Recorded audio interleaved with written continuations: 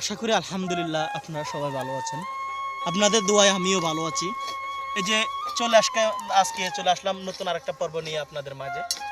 আজকে আসছি আমার এই যে মরিচ ক্ষেত নিয়ে। তো এতদিন যাবত আপনাদের মাঝে আমি ভিডিও দিতে পারিনি, কারণ এইসব কাজ নিয়ে আমি প্রচুর বিজি ছিলাম। মোবাইলটা হাতে নেব ওই সময়টাও আমি পাইনি, তাই আপনাদের মাঝে আমি ভিডিও দিতে পারিনি। তো আমি লাগাইছি, দেখো অল্প কিছুদিন হলো আমার মরিচের যে ফুল বলে, ছোট ছোট খরা বলে, ওগুলো চলে আসতেছে। তো আমি একটা কথাই বলবো আপনাদেরকে, বর্তমান অনেক যুবক ছেলে বেকারত্বের মধ্যে পড়ে আছে, কাজ বলতেই নাই, কাজ এখন বর্তমান বলতেই নাই। বেকারত্ব না থেকে এভাবে যদি তোমরা কৃষি কাজ করো বা যে কোনো কাজ করো, এখন বর্তমান কৃষি কাজের মধ্যে প্রচুর লাভ। আমি ভাবতেছি আমি কখনো বেকার না থেকে এভাবে যদি কৃষি কাজ করি না, অনেক লাভজনক।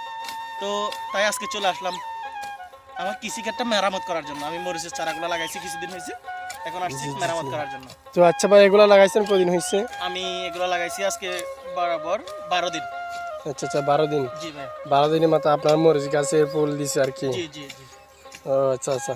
তো এটা এখন কি করতেছেন আপনি? এখন জমিনে অনেকগুলা ঘাস হয়েছে, তো ঘাসগুলা পরিষ্কার করে আমি যে জমিটা অনেক শুকিয়ে গেছে, তো ঘাসগুলা কেটে দিলাম, সব কিছু সাফাই করার পর এখন রুলগুলা বানাই দিচ্ছি।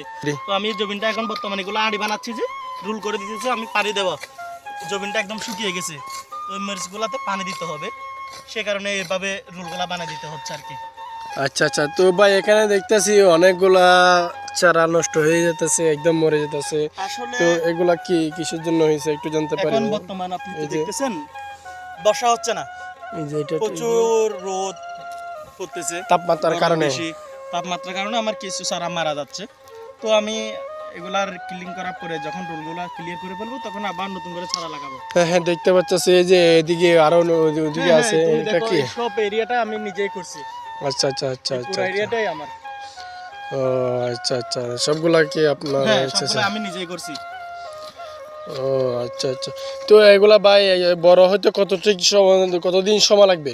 বড় হতে বেশি দিন লাগবে না, আর হয়তো 15-20 দিন বা 1 মাসের মধ্যে আমার দেখবেন মরিচ চলে আসবে। এখন